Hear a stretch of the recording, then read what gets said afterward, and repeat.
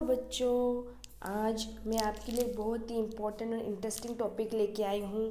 Class 8 के board exam start हो चुके हैं।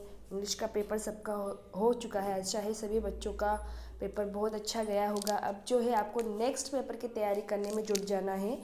अब आपको नेक्स्ट हिंदी के लिए प्रिपरेशन तैयारी करनी है। इसके लिए ही मैं एक वीडियो लेके आई हूँ जिसमें कि हम प्रार्थना पत्र से जो रिलेटेड क्वेश्चन है कि मुझसे बहुत से बच्चे आके पूछते हैं कि मैम प्रार्थना पत्र इतने सारे हैं, कैसे याद होगा, याद नहीं हो रहा है, हम किस तरह से इसको याद करें। तो इसीलिए मैं आपके लिए एक प्रार्थना पत्र का फॉर्मेट लेके आई हूँ। इस फॉर्मेट को आप अच्छी तरह से देखें, इसको समझें और सिर्फ एक फॉर्मेट से ही आप कम से कम 10 प्रार्थना पत्र तैयार कर सकते हैं। बस आपको इसको समझना है कि किस तरह से हम किसी भी कोई भी प्रार्थना पत्र जो हमें दे दे उसको हम तो ठीक है, वीडियो को ज़्यादा लंबा नहीं करते हुए, क्योंकि सबको फटाफट से रिवीजन करना है, हम स्टार्ट करते हैं।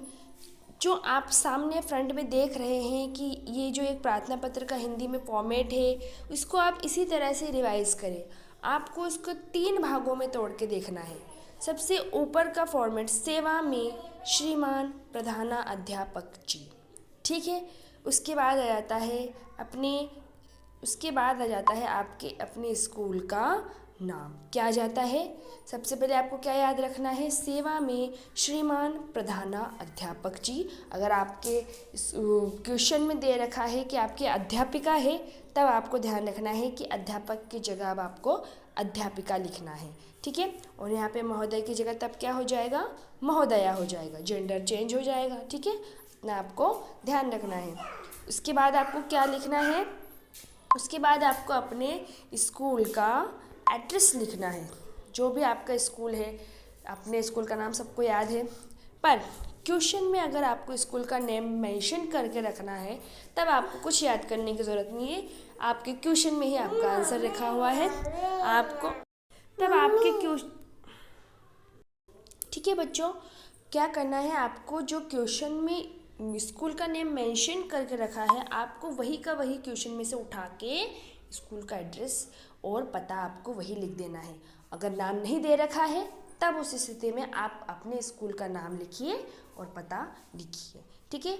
ऊपर की ये 3 लाइनें बिल्कुल आपको कोई सा भी प्रार्थना पत्र लिखने के लिए दे दे, आपको कुछ नहीं सोचना, कोई टेंशन नहीं करनी। ये 4 लाइनें आपको बिल्कुल ऐसी की ऐसी लिख देनी है, ठीक है। उसके बाद आपको क्या करना है? आपको लिखना है विषय। उसके बाद आपको लिखना है विषय। विषय में क्या लिखोगे? अब आपको यहाँ पे सोचना है कि आपको प्रार्थना पत्र लिखने के लिए किस के लिए दिया गया है। टीसी के लिए लिखने के लिए दिया गया है, तो आप लिखेंगे टीसी हेतु प्रार्थना पत्र। सिंपल, जिस चीज़ के लिए प्रार्थना पत्र लिखने के लिए कहा गया है, वही चीज़ आपको यहाँ पे मेंशन करनी है, वही चीज़ आपको लिख देनी है। शुल्क मुक्ति के लिए कहा गया है, लिखिए शुल्क में मुक्ति हेतु प्रार्थना पत्र। अवकाश के लिए बोला गया है, अवकाश हेतु प्रार्थना पत्र। जो भी कारण है, उसी कारण को यहाँ पे लिख दीजिए कि इस हेतु प्रार्थना पत्र लिखा गया है, ठीक है। विषय में आपका ये लाइन आ जाएगा। हो गई ऊपर की 4 लाइन। कुछ याद नहीं किया हमने, सिर्फ इतना याद रखा कि सेवा में श्रीमान प्रधानाध्यापक, अपने स्कूल का नाम, पता और विषय क्या लिखना है जो हमें दिया गया है सामने। उसके बाद आ जाता है हमारा महोदय। क्या आ जाता है उसके बाद आ जाता है हमारा महोदय। अब हम महोदय से बात कर रहे हैं हमारे स्कूल के प्रधानाध्यापक से। हम उनसे क्या कह रहे हैं कि सविनय निम्र निवेदन है। हम बिल्कुल नम्रता से उनसे एक रिक्वेस्ट कर रहे हैं, उनसे एक प्रार्थना कर रहे हैं। तो हमारी भाषा भी विनम्रता पूर्वक होनी चाहिए। जितनी आपकी भाषा अच्छी होगी, आपके मार्क्स भी उतने अच्छे मिलेंगे, उतनी ही आपकी हैंडराइटिंग अच्छी होनी चाहिए। सविनय नम्र निवेदन है कि, अब नम्र निवेदन कर दिया हमने उनसे, अब उनसे अपने बारे में बताइए कि मैं कौन हूँ। मैं जो हूँ आपके स्कूल में कक्षा 8 में पढ़ने वाली छात्रा हूँ। ये लाइन आपको हर एप्लीकेशन में सेम लिखनी है कि सविनय नम्र निवेदन है कि मैं आपके विद्यालय में कक्षा 8, अगर आप 8 में हैं तो 8 लिखिए, 10 में है तो 10 लिखिए, 12 है तो 12 में लिखिए, जो भी कक्षा में आप पढ़ते हैं उसको लिखिए।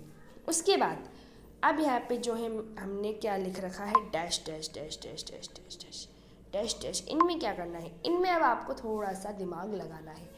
अब आपको प्रार्थना पत्र लिखना किसके लिए है, अगर आपको टीसी के लिए लिखना है तो यहाँ पे आपको उसके बाद कहना है कि टीसी हम कब मानेंगे, जब हमारे पिताजी का स्थानांतरण कहीं और हो जाएगा, हमें एक स्थान से दूसरे स्थान पे जाना है, तब जाके हम क्या लिखेंगे कि मुझे मोस्टली क्या होता है, पिताजी का स्थानांतरण हो जाता है, तभी यही सिचुएशन होती है कि हमारे पिताजी का स्थानांतरण इस जगह हो गया है, हमें भी इस जगह अपने परिवार के साथ जाना है, तो हमें हमारा टीसी दे दीजिए। इतना आपको याद रखना है।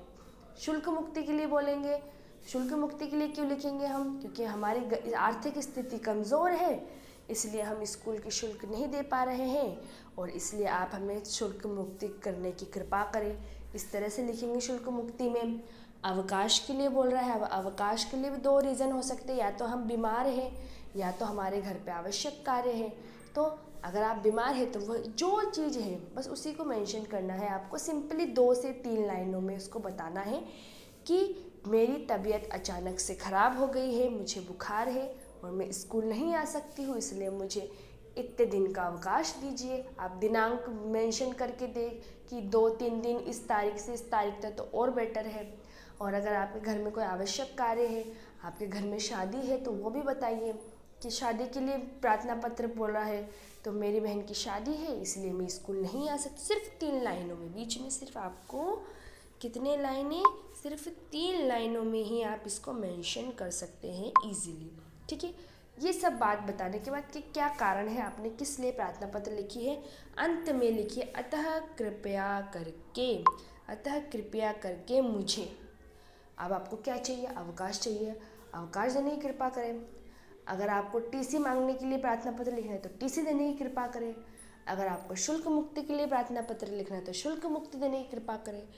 मतलब अब आपको क्या चाहिए, लास्ट में उसको कृपा करके मुझे ये देने की कृपा करें। क्या यहाँ तक फॉर्मेट। अब बिल्कुल आपका एंडिंग आ जाता है। एंडिंग में आप क्या कहेंगे अपने उनको, धन्यवाद, थैंक यू, और मैं कौन हूँ, मैं हूँ आपकी आज्ञाकारी शिष्या।